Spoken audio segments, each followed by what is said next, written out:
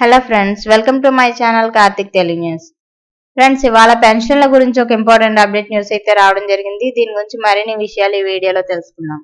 ఆంధ్రప్రదేశ్ ప్రభుత్వం దివ్యాంగుల పింఛన్లకు సంబంధించి మరోసారి తనిఖీలు చేపట్టింది. గత ప్రభుత్వ హయాంలో కొందరు అర్హత లేకున్నా దివ్యాంగ పెన్షన్లు పొందినట్లు ఆరోపణలు వచ్చాయి. ఈ ఏడాది జనవరి నుంచి అధికారులు, వైద్యులు పింఛన్ల పునర్పరిశీలన చేశారు. అయితే వీరిలో అనర్హులుగా తేలిన వారికి జూలైలో నోటీసులు అందించడం జరిగింది.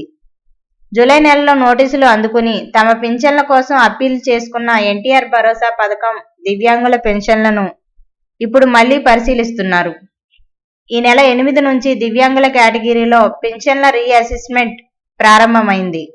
ఈ రీఅసెస్మెంట్ లో భాగంగా ప్రతి వారం బుధ, గురు, శుక్రవారాల్లో వైద్య శిబిరాలు ఏర్పాటు చేస్తున్నారు.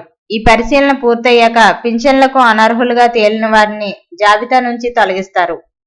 పింఛన్ తొలగింపుపై ఎవరూ ఆందోళన చెందాల్సిన అవసరం లేదని, వెరిఫికేషన్ ప్రక్రియ పూర్తి కాకుండా ఎవరికీ పింఛన్లు తొలగించరని అధికారులు వెల్లడించారు. ప్రతి దశలో కూడా పద్ధతి ప్రకారం నోటీసులు జారీ చేస్తారని చెబుతున్నారు. రీఅసెస్మెంట్ లో అప్పీల్ చేసుకున్న వారు ఏ తేదీల్లో వైద్య పరీక్షలకు రావాలో సెకండరీ హెల్త్ అధికారుల షెడ్యూల్ ప్రకారం నిర్ణయిస్తారు. ఎంపీడీఓలు, మున్సిపల్ కమిషనర్ల ద్వారా నోటీసులను అందజేసి నిర్దేశిత తేదీ ఆసుపత్రిలో వైకల్యాన్ని సంబంధించి పునర్పరిశీలన చేయనున్నారు.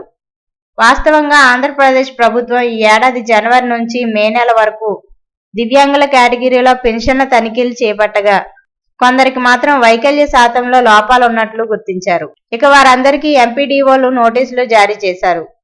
అయితే పింఛన్లు నిలుపుదల చేస్తామనడంతో లబ్ధిదారులు ఆందోళన వ్యక్తం చేశారు. ఆ వెంటనే ముఖ్యమంత్రి చంద్రబాబు స్వయంగా స్పందించారు. అందరికీ పింఛన్లు యథావిధిగా పంపిణీ చేస్తామని చెప్పడంతో వారంతా ఊపిరి పీల్చుకున్నారు.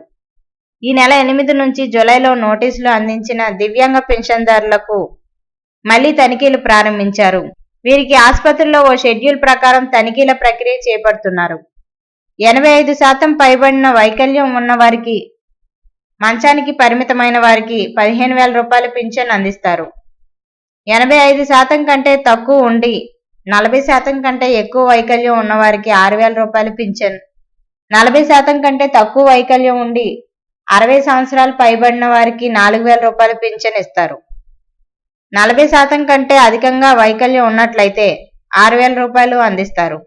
60 సంవత్సరాలు పైబడిన వారికి 4,000 రూపాయలు వృద్ధాప్య పింఛన్కు మారుస్తారని ఇప్పటికే అధికారులు క్లారిటీ ఇచ్చారు.